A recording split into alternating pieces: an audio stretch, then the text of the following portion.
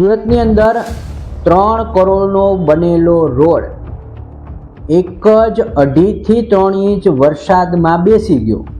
એટલે 3 કરોડ જનતાના છે એ સ્વાહા થઈ ગયા. 3 કરોડનું પાણી ફરી વળી ગયું. અને એના દ્રશ્યો જોઉં ને તો તમને ના લાગે કે આ રોડ ક્યારેય તમને બનાવ્યો હોય. હવે આ બાબતે ભાજપના કોઈ પણ લોકો છે એ મગનું નામ મરી નહીં પાડે.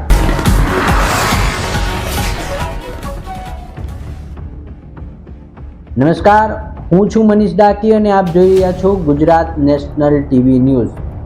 વાત કરવી છે સુરતની અંદર પ્રથમ જ વરસાદની અંદર પડી ગયેલા જે રોડ છે, બેસી ગયેલા રોડને લઈને. હવે 3 કરોડના ખર્ચે 400 મીટર જેટલો આ રોડ બન્યો હતો. અને આ રોડ છે એ પ્રથમ વરસાદ એટલે કે 3 થી 4 ઇંચ જે વરસાદ પડ્યો અને આ પ્રથમ વરસાદમાં જ આ રોડ છે એ બેસી ગયો. સૌથી મોટું ભ્રષ્ટાચારનું ઉદાહરણ. હું તો એમ કહું કે એક કામ એવું નથી કરી શકતા તમે લોકો કે એ કામ ઉપર સવાલ ન થયા હોય. હવે સુરતની વાત હોય કે પછી અમદાવાદની વાત હોય કે પછી રાજકોટ હોય કે જુનાગઢ હોય, કોઈ પણ જગ્યાની વાત હોય કે જ્યાં મહાનગરપાલિકાનું કૌભાંડ એટલે આવું કોઈ પણ પ્રકારનું કૌભાંડ છે એ સામે ના આવ્યું હોય, એવું આજ સુધી બન્યું નથી. એટલે કે જનતાના પૈસાનું માત્ર પાણી થઈ રહ્યું છે અને જે વિકાસના કામો થઈ રહ્યા છે, વિકાસના દાવાઓ થઈ રહ્યા છે, વિકાસની વાતો થઈ રહી છે, એ માત્ર કાગળ ઉપર થઈ રહી છે. અને જે વિકાસ થાય છે ને એ આવો વિકાસ થાય છે. આ તમે જોવો છો ને કે કઈ રીતે રોડ બેસી ગયો. એલા ભાઈ, આના કરતાં આ ગામડે ઓલા લોકો ગામડાના લોકો સંડાસ બનાવે ને એ પણ સારા હોય. હવે તમારો 3 કરોડનો રોડ જો આમ એક દિવસમાં બેસી જતો હોય તો કોઈ એન્જિનિયરો છે એ એન્જિનિયરોને છૂટા કરી દો અને ખાસ કરીને આ લોકો બનાવનાર જે છે એને જેલ ભેગા કરો. નહીંતર આવા ને આવા પેતરા રહેવાના છે ને આવા ને આવા જનતાના પૈસા બગડવાના છે. કોઈ પણ પ્રકારના કામો થવાના નથી. એટલે વાત એ છે કે ભ્રષ્ટાચારનો વેગ દિવસે ને દિવસે વધી જાય છે. ભ્રષ્ટાચાર દિવસે ને દિવસે વધી રહ્યો છે, પરંતુ કોઈ પણ આ બાબતે બોલવા તૈયાર નથી. અને જે રાજકીય નેતાઓ કહે છે ને વિકાસની મોટી મોટી વાતો ઠોકે છે ને એને આ રસ્તા બતાવો, આ રસ્તા એના સુધી કઈ રીતે બેસી જાય છે એને પણ 2-3 સવાલો પૂછો કે આ મત લેવા આવો ને ત્યારે આવા રસ્તા પણ એને બતાવો, આવા વિડીયો રાખો. અને ખાસ કરીને દરેક લોકો પોતાનો અવાજ ઉપાડતા થઈ જાઓ. અને આ ડિબ્બો તમે જ્યાં આવે ત્યાં ઠોક્યાઓ છો ને તમે મતદાન સમયે, આ એનું પરિણામ છે. એટલે તમે ક્યાંક ને ક્યાંક આમાં ભાગીદાર છો. તમારા પરિણામો આજે ભોગવવા પડે છે. તમારા લીધે જ તમારા જે આ ડિબ્બા ઠોક્યાઓ છે ને એને લીધે આ બધા કામો ભ્રષ્ટાચારના થાય છે.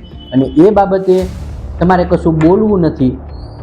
તમે કશું બોલો તો ક્યાંક કોઈકને ભાજપની નડતી હોય, ક્યાંક કોઈકને બીજાની નડતી હોય, ત્રીજાની નડતી હોય. એટલે ભાઈ યાર, આ જનતાનું છે, જનતા માટે છે અને જનતાના પૈસાનું છે.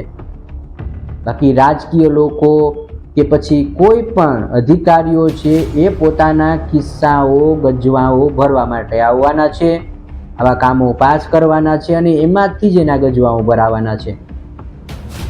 તો કહેવાનું એટલું જ છે કે જો સુરતની અંદર આ રોડ રસ્તા છે બેસી જતા હોય, એટલો મોટો ભ્રષ્ટાચાર થતો હોય અને કોઈ કશું બોલતા ન હોય અને માત્ર તપાસના નામે આવા જે તપાસના જે આદેશો થતા હોય અને એ તપાસના આદેશોમાં ક્યાંક આપણે એ વાત વિસરાઈ જતી હોય. અને આવું ને આવું તો રોજનું ચાલતું હોય છે, પરંતુ કોઈ મગનું નામ મરી પાડવા તૈયાર ના હોય. અને ફરી પુલ તૂટી જાય, ટાંકા તૂટી જાય, ઘણું બધું આવું તો થાય છે. પણ પછી કોઈને સજા થઈ હોય કે કોઈને કંઈ થયું હોય એવું તમને દાખલો છે તમે ક્યાંય જોયો છે? નહીં જોયો હોય.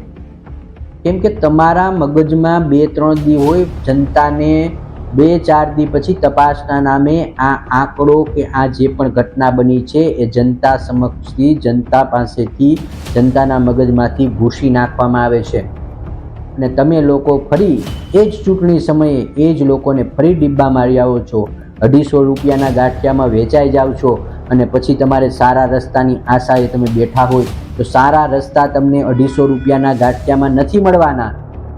ત્યારે તમારે વિચારવું હતું, મતદાન સમયે, મત આપતા સમયે વિચારવું હતું કે આપણે 250 રૂપિયાના ગાંઠિયા ભજીયામાં વેચાયા ના હોત ને તો આ પરિણામ આજે ભોગવવું ના પડ્યું હોત. આ બાબતને લઈને તમારું શું કહેવું છે? તમારા મંતવ્યો પણ અમારા સુધી ચોક્કસથી પહોંચાડજો, કેમ કે તમારા મંતવ્યો અમારા માટે ખૂબ મહત્વના હોય છે અને એના થકી અમને પણ જનતાની રાય છે એ સાંભળવાની અમે ક્યાંક ને ક્યાંક કોશિશ કરીએ છીએ અને જનતાના પ્રશ્નો છે એ ઉઠાવતા રહીએ છીએ. જય હિન્દ, જય ભારત.